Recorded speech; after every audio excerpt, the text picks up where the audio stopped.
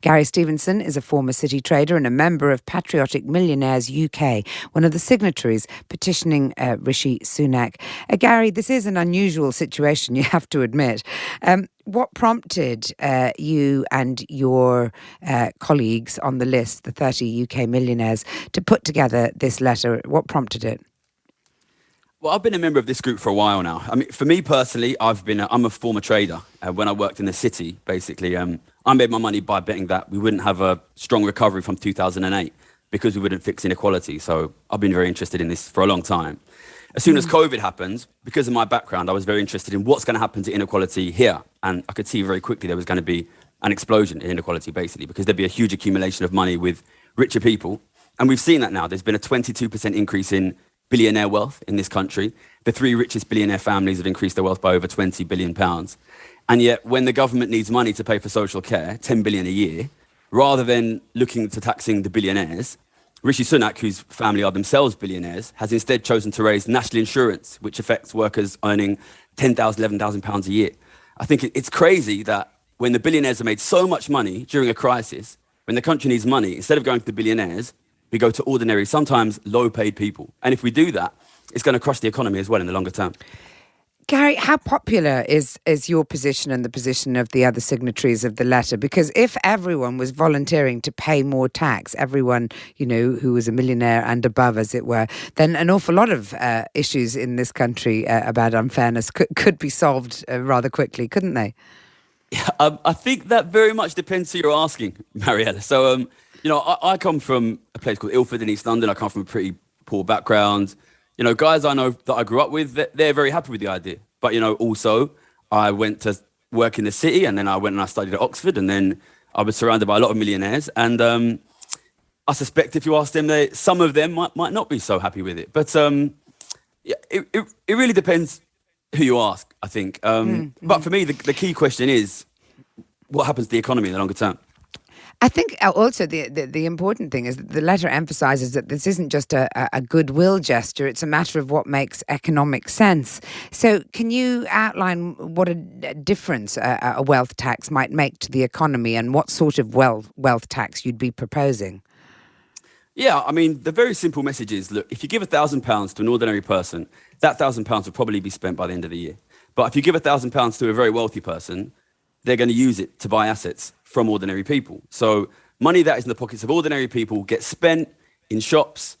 It drives the economy. Money that goes to very wealthy people tends to push house prices up because these guys buy assets, pushes up stock prices, pushes up house prices. So at the moment, we've had a crisis which has massively made richer the richest in society.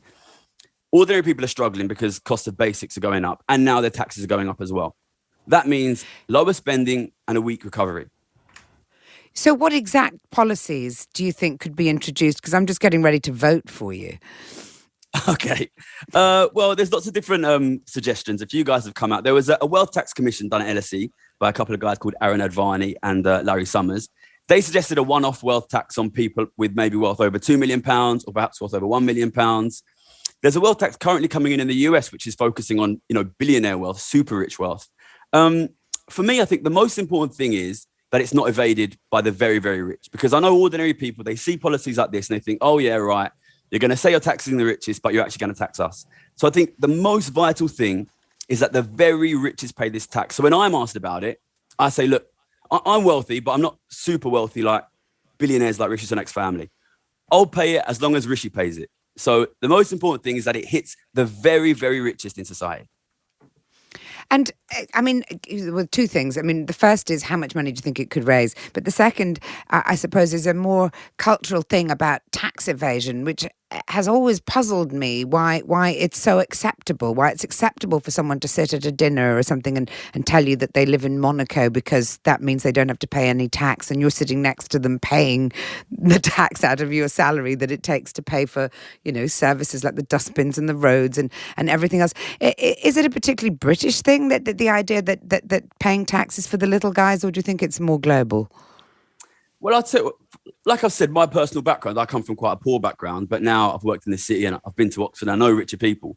I think this really depends kind of where you come from. Look, ordinary people, they have to pay taxes. It comes straight out of their pay packet. They don't have a choice. And if you ask them, look, how do you feel about, the super rich, like, politicians and billionaires avoiding taxes, they all hate it. But it's become quite normalized in wealthy communities because wealthy people, huge amounts of them are doing it. So it's normalized for them. So I think within that very wealthy community, it's normal to avoid taxes. Everybody's doing it. So they're happy about it.